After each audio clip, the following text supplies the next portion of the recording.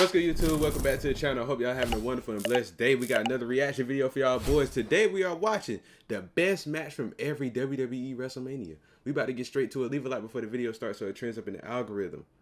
Let's watch, OG. These are the best matches from every WrestleMania in WWE history. Okay, I already see in the bottom. I'm not going to pause, but I already see in the bottom. This finna go from 1 through 10. I'm going to tell y'all something right now. I would never disgrace myself and watch something like WrestleMania 9. That travesty that was WrestleMania 9, I would never disgrace myself and watch it. I'm letting you know now. Don't ask me nothing about WrestleMania 9. I have no info on it.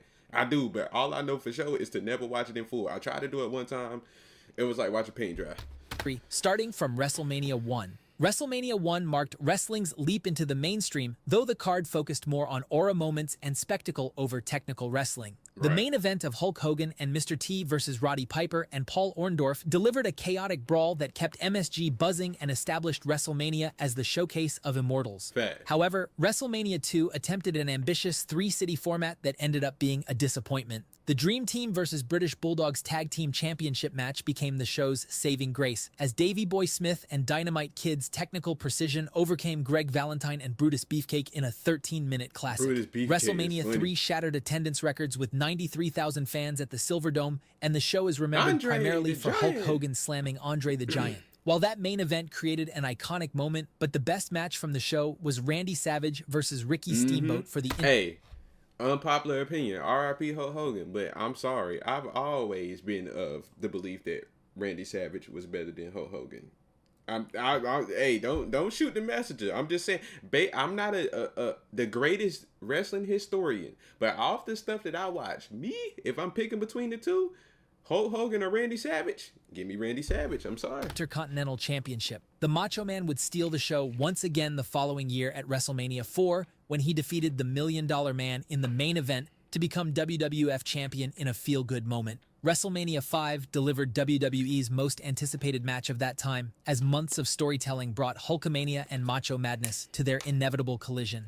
The undercard featured solid performances from Rick Rude, Ultimate Warrior, and The Rockers, but it was the main event that stole the show when Hulk Hogan defeated Savage to reclaim the WWF Championship. The Hulkster continued his strong showing at the grandest stage of them all when WrestleMania 6 broke tradition by placing two of its biggest stars in the main event. Hogan versus the Ultimate Warrior for both the WWE and Intercontinental Championships was a collision between two larger-than-life characters, culminating in Warrior's victory that was meant to pass the torch to WWE's next superhero. WrestleMania 7 saw The Undertaker's WrestleMania debut against Jimmy Snuka, which started the legendary streak. However, it was the emotional battle between Randy Savage and the Ultimate Warrior in a career-ending... Now, y'all see why I said what I said earlier a little bit now, right? He keep coming up in these conversations about having a better match. That gave us one of Mania's most touching moments. But shifting the spotlight from the Hogans, Warriors, and Savages, WrestleMania 8 saw the dawn of the new generation era as Bret Hart defeated Roddy Piper for the Intercontinental Championship in a clash that stole the show. WrestleMania 9 stands as one of the worst manias of all time, with Hogan abusing his booking influence. But even in this wasteland of mediocrity, the Steiner Brothers versus the Head Shrinkers provided a quality bout that stands as the show's sole redeemable element. WrestleMania 10 marked WWE's return to Madison Square Garden with a stacked card that delivered from start to finish, featuring Razor Ramon and Shawn Michaels in a historic ladder match. However, it was the opener between Bret Hart and Owen Hart that is remembered as the match of the night and perhaps the best opening match in WrestleMania history. WrestleMania 11 was overall a dull show with NFL legend Lawrence Taylor defeating Bam Bam Bigelow in the main event. But Diesel versus Shawn Michaels for the WWE Championship became the night's lone bright spot, as the former best friends delivered a 20-minute encounter built around a bizarre Pamela Anderson subplot. HBK would steal the show once again the following year at WrestleMania 12 when the boyhood dream came true for Shawn Michaels in a 60-minute Iron Man match versus Bret Hart. The Hitman had the best match of the night once again next year at WrestleMania 13 as Steve Austin versus Bret Hart delivered wrestling's greatest double turn. However, it was WrestleMania 14 that signaled Austin and the Attitude Era's true arrival, as Austin defeated Shawn Michaels in a chaotic main event that crowned the Texas Rattlesnake as WWE's new face. WrestleMania 15 2017 embraced the Attitude Era chaos with overbooked storylines and interference-heavy matches. The undercard delivered consistently solid action, but it was the main event featuring The Rock versus Steve Austin that kicked off their legendary WrestleMania trilogy and stole the show. WrestleMania 16 suffered from an unusual creative choice to avoid any singles matches, instead stacking the card with multi-person bouts and gimmick matches. However, in this chaotic circus, it was the Hardy Boys versus the Dudley Boys versus Edge and Christian in a triangle ladder match that revolutionized tag team wrestling and had fans jumping out of their seats.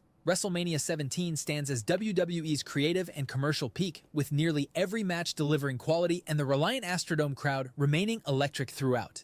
The undercard featured TLC 2 somehow surpassing the previous year's ladder match, while The Undertaker versus Triple H and Kurt Angle versus Chris Benoit kept the card strong. The Rock versus Steve Austin main event, ending with Austin's shocking alliance with Vince McMahon, marked the peak of the Attitude Era and had the entire industry buzzing. WrestleMania 18 centered around two massive attractions pulling the card in different directions. Hulk and The Rock. Chris Jericho defended the Undisputed Championship against Triple H in a relatively cold main event.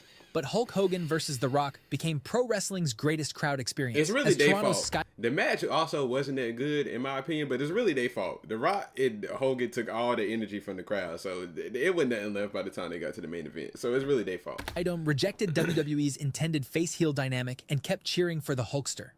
WrestleMania 19 delivered a stacked card with nearly every match providing quality, and the show maintaining momentum throughout its extended runtime.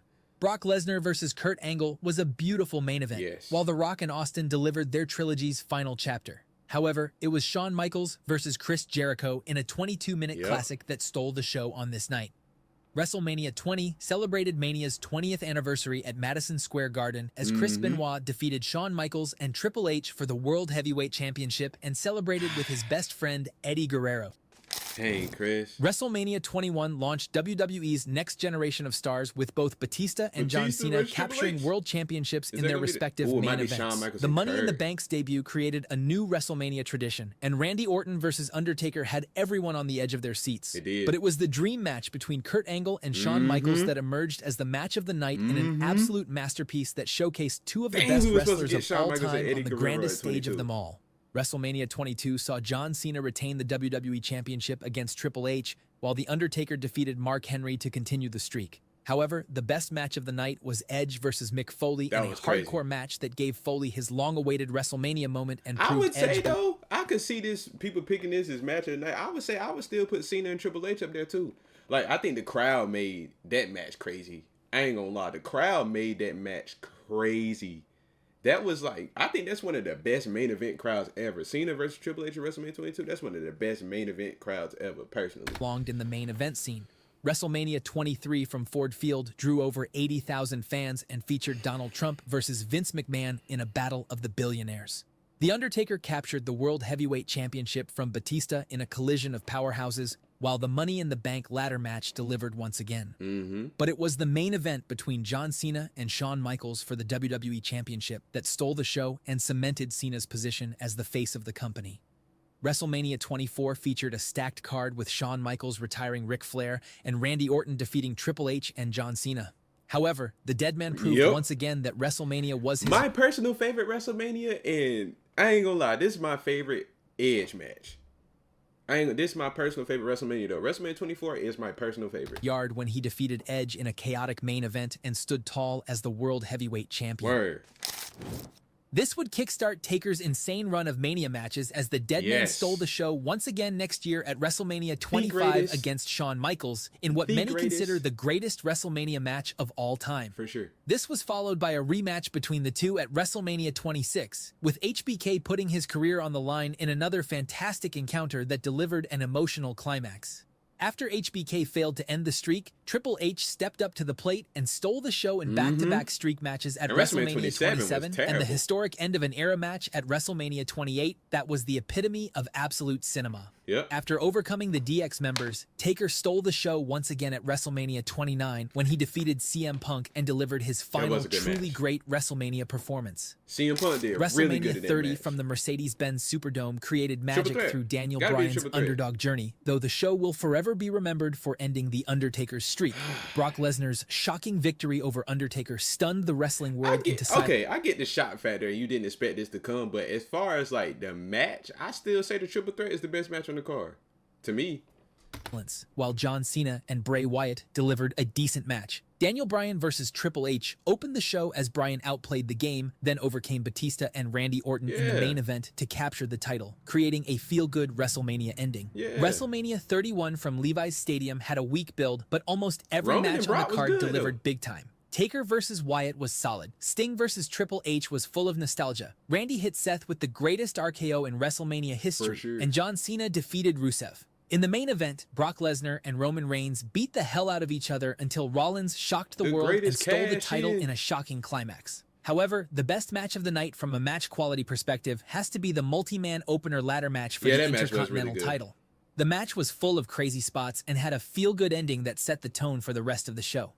The tradition continued next year at WrestleMania 32 as Zack Ryder captured the IC title in one of the only bright spots of the night. WrestleMania 33 tested the audience's patience with nearly 7 hours of content, though several matches delivered big time. The Undertaker's loss to Roman Reigns closed the show with emotional weight, while the return of the Hardy Boys and John Cena's proposal to Nikki Bella created some memorable moments. But it was the absolute finisher spam fest between Brock Lesnar and Goldberg that was the highlight of the night. Both powerhouses unleashed their signature offense in a breathless sprint of spears, suplexes, and finishers that demonstrated that less can be more, with Lesnar's victory giving the show a much-needed adrenaline shot. WrestleMania 34 from the Mercedes-Benz Superdome delivered a mixed bag with the fans showing no interest in the main event and the dream match between Nakamura and AJ Styles being surprisingly disappointing. Ronda Rousey made her in-ring debut teaming with Kurt Angle against Triple H. I ain't gonna lie, WrestleMania 34 might be up there with number 9 for one of the worst. Like, I paid for this WrestleMania too. That's the bad part. I paid for this. And Stephanie McMahon in an excellent mixed tag match. But it was the opener IC title triple threat, where all three men showcased their distinct styles that stole the show. WrestleMania 35 made history as the first WrestleMania to feature a women's main event, though the card's 7-hour length again tested even the most dedicated fans' patience. Seth Rollins opened by defeating Brock Lesnar for the Universal Championship, while Kofi Kingston's emotional WWE Championship victory over Daniel Bryan created the night's most emotional moment.